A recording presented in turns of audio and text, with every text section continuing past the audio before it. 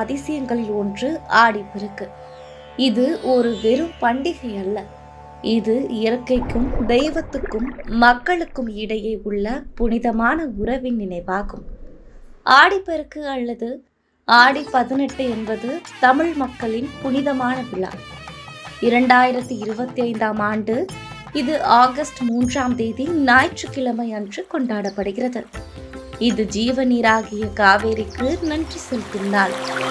ஆடி என்பது பருவமழையின் ஆரம்பம். பெருக்கு என்பது ஆறுகளில் நீர் பெருக்கெடுக்கும் காலம். இந்த நாள் இயற்கையை தாயாக வணங்கும் தமிழரின் பாரம்பரிய அடையாளம். பொதுவாக பெண்கள் அம்மன் தெய்வங்களை வணங்கி அரிசி உணவுகள், விளக்குகள் படைத்து காணிக்கையாக அர்ப்பணிக்கிறார்கள். இது ஒரு மகளிர் தெய்வ வணக்க நாளாகவே பார்க்கப்படுகிறது. அன்று தயாரிக்கப்படும் உணவுகள்: தேங்காய் சாதம், புளி சாதம், இனிப்பு பொங்கல், தயிர் சாதம், எலும்பிச்சை சாதம், இவை அனைத்தும் அம்மனுக்கு படைத்து பின்னர் பக்தர்களால் பகிர்ந்து உண்ணப்படுகின்றன. பகவதியின் அருளும் காவேரியின் கருணையும் தேடி செல்கின்றனர் மக்கள். நதியில் நன்கு குளித்த பின் பெண்கள் வெள்ள விளக்கு ஏற்றி நீரில் மிதவை விடுகிறார்கள்.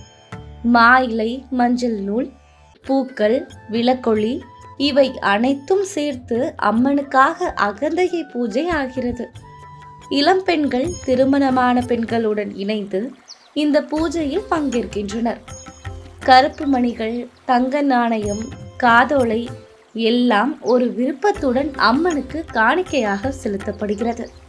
நாட்டுப்புற பாடல்கள், சுற்றும் நடனங்கள், ஆனந்த பார்வைகள் ஒரு விழாவின் மகிழ்ச்சி. இந்த நாளில் மருமகன்களும் அழைக்கப்படுகிறார்கள்.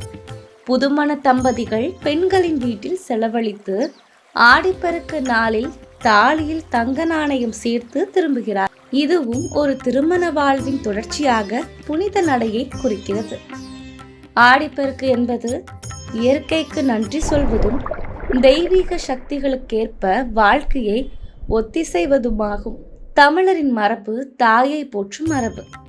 நீர்வாழ்வாகும், அதனோடு வாழ்வதுதான் பாரம்பரியம்.